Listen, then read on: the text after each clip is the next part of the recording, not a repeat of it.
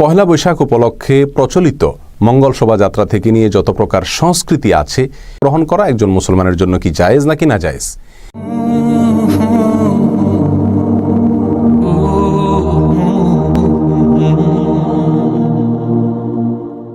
ইন্নাল হামদুলিল্লাহ ওয়াসসালাতু ওয়াসসালামু আলা রাসূলিল্লাহ ওয়া আলা আলিহি ওয়া আসহাবিহি ওয়া মান ওয়ালাহ, আম্মা বাদ। সুপ্রিয় দর্শক শ্রোতা ভাই বোন, পহেলা বৈশাখ উপলক্ষে সরকারি অথবা বেসরকারি চাকরিজীবীদের জন্য বৈশাখী ভাতা নামে যে ভাতা প্রদান করা হয়ে থাকে, সেই ভাতা গ্রহণ করা একজন মুসলমানের জন্য কি জায়েজ নাকি না জায়েজ? এই প্রশ্নের উত্তর জানার আগে একটি কমন কথা আমরা জেনে রাখি, আর তা হলো পহেলা বৈশাখ উপলক্ষে প্রচলিত মঙ্গল শোভাযাত্রা থেকে নিয়ে যত প্রকার সংস্কৃতি আছে, এসব সংস্কৃতিগুলো মূলত একটি বিশেষ ধর্মের মানুষের ধর্মীয় কৃষ্টি, কালচার এবং সংস্কৃতি অথবা তার সাথে সাদৃশ্যপূর্ণ বিষয়। আরেকজন মুসলমানের জন্য অন্য কোনো ধর্মের মানুষের ধর্মীয় কৃষ্টি, কালচার, সংস্কৃতিকে অথবা তার সাথে সাদৃশ্যপূর্ণ কোনো কিছুকে গ্রহণ করা কোনো অবস্থাতেই জায়েজ নাই। রাসূল করিম সাল্লাল্লাহু আলাইহি ওয়াসাল্লাম পরিষ্কারভাবে জানিয়েছেন, মান তাশাব্বাহা বিকওমিন ফাহুয়া মিনহুম। আর এটাকে একজন বিবেকবান মানুষ বাঙালি সংস্কৃতি হিসাবে প্রতিষ্ঠা করার অপচেষ্টাও করা অনুচিত। কারণ 2-3 যুগ আগেও এ সকল মঙ্গল শোভাযাত্রা অথবা সংশ্লিষ্ট পহেলা বৈশাখের প্রচলিত সংস্কৃতিগুলোর কোনোটির অস্তিত্ব এদেশে ছিল না। অতএব এটাকে বাঙালির ঐতিহ্যবাহী সংস্কৃতি অথবা সার্বজনীন সংস্কৃতি হিসাবে প্রতিষ্ঠা করার অপচেষ্টা, এটা কোনোভাবেই গ্রহণযোগ্য নয়, এটি ভুল। এবার আসা যাক মূল প্রশ্নের উত্তরে।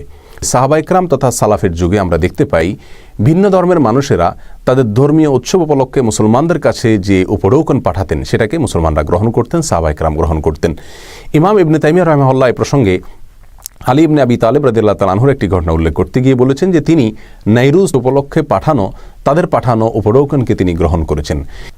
ইবনে আবি শাইবায় আম্মাজান আয়েশা রাদিয়াল্লাহু তাআলা থেকে বর্ণিত হয়েছে, তার কাছে একজন মহিলা এসে জানতে চেয়েছেন যে তাদের কোনো একজন অগ্নিপূজক, দুগ্ধদানকারিণী মহিলা আছেন, যিনি তার ধর্মীয় উৎসব উপলক্ষে তাদেরকে উপঢৌকন দিয়ে থাকেন, হাদিয়া পাঠিয়ে থাকেন, সেটা তিনি গ্রহণ করবেন কিনা।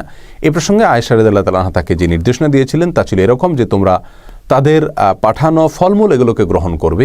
এই দিন উপলক্ষে তারা যে পশু জবাই করেছে সেগুলোর গোশত বা খাবার ইত্যাদি গ্রহণ করবে না, কারণ তারা আল্লাহর নাম ছাড়া অন্য কারোর নামে পশু জবাই করবে, সেটাই স্বাভাবিক। আর আল্লাহর নাম ছাড়া অন্য কারোর নামে জবাইকৃত পশুর গোশত খাওয়া মুসলমানের জন্য জায়েজ নেই, কোরআনে নিষেধ আছে।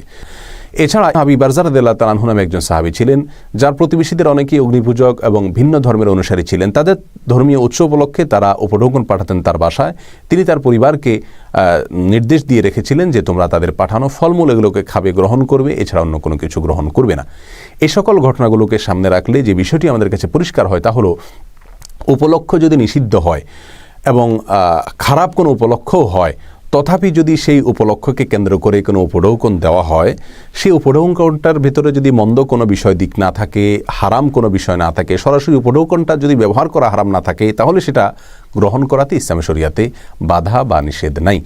পহেলা বৈশাখ উপলক্ষে যে ভাতা দেওয়া হয় থাকে, যেহেতু সেটা নগদ অর্থ, অতএব এই নগদ অর্থ এর ভিতরে সরাসরি কোনো প্রকার নিষিদ্ধ বা হারাম কোনো কিছু নাই, বিধায় এটাকে গ্রহণ করা যেতে পারে।